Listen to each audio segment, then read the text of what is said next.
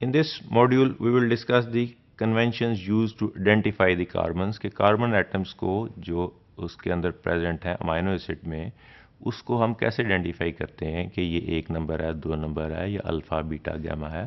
तो इसकी 2-3 different forms हैं। We will discuss it one by one. Two conventions are used to identify the carbons in an amino acid. The additional carbons in the R groups are commonly designated beta, gamma, delta, epsilon, eta and so forth, proceeding out from the alpha carbon. एक तो ये तरीक़ेकार है कि जो carbon हमने define किया alpha carbon, जिसके ऊपर दोनों फंक्शनल ग्रुप लगे हुए हैं, एक कार्बोक्सिल और एक अमाइनो, वो अल्फ़ा है। उससे अगला जो है वो बीटा है, उससे अगला जो है वो गैमा है, डेल्टा है, and so on and so fourth.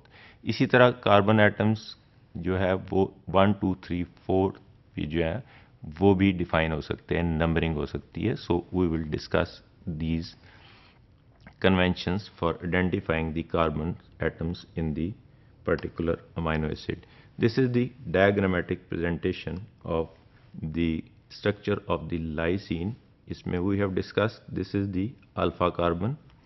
Alpha carbon कौन सा वाला है, जिसके ऊपर एक carboxyl group and other amino group, दोनों फंक्शनल ग्रुप्स लगे हुए हैं। This is alpha carbon. इससे अगला जो है वो कहलाता है beta carbon. Next is gamma carbon, next is delta carbon, and so on and so forth. So this is a one way of numbering the carbons from alpha to beta, gamma and delta and so on.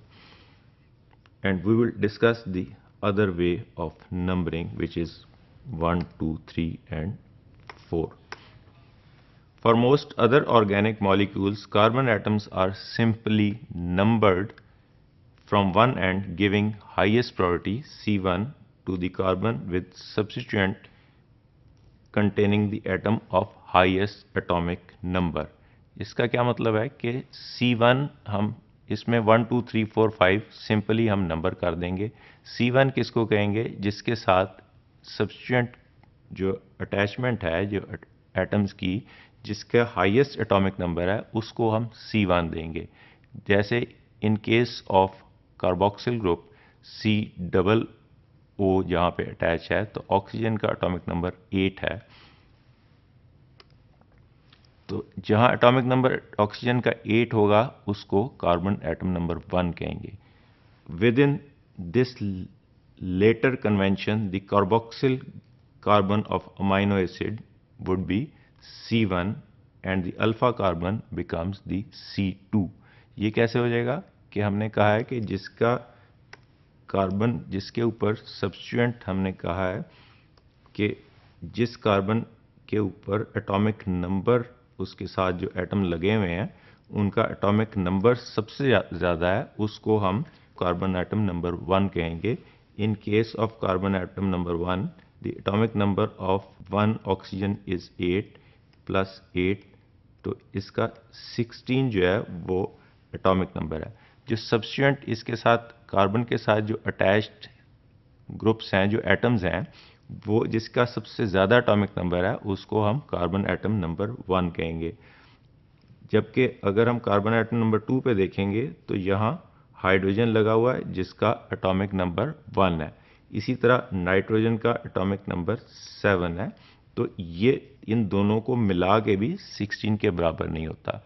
So this is the carbon atom number 1, which is carboxyl group in case of amino acids, and carbon atom number 2 is the carbon atom number 2, next is 3 4 5 6 and so forth.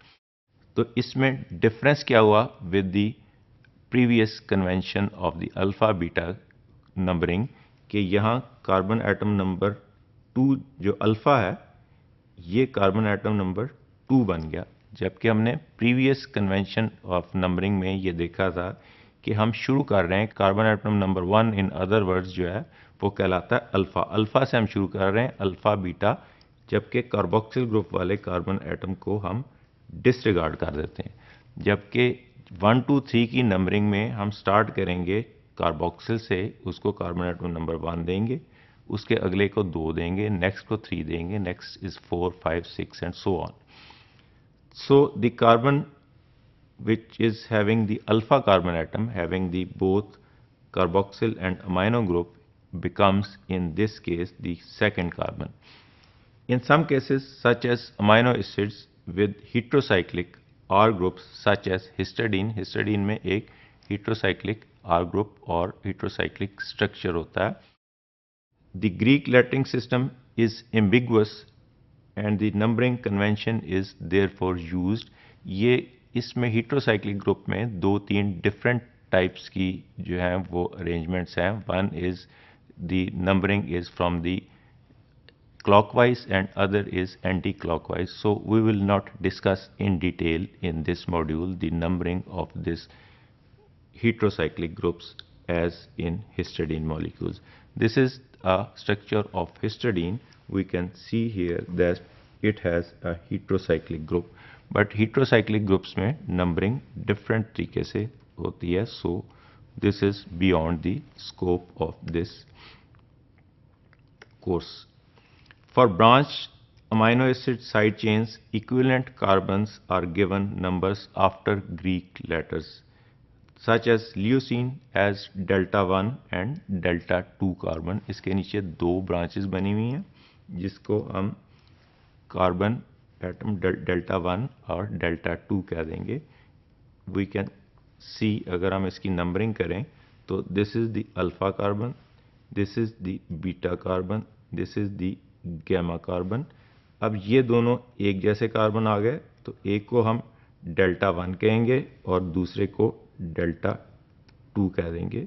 So this is delta 1 and this is delta 2 and this is the numbering in branch chain amino acids which is defined here.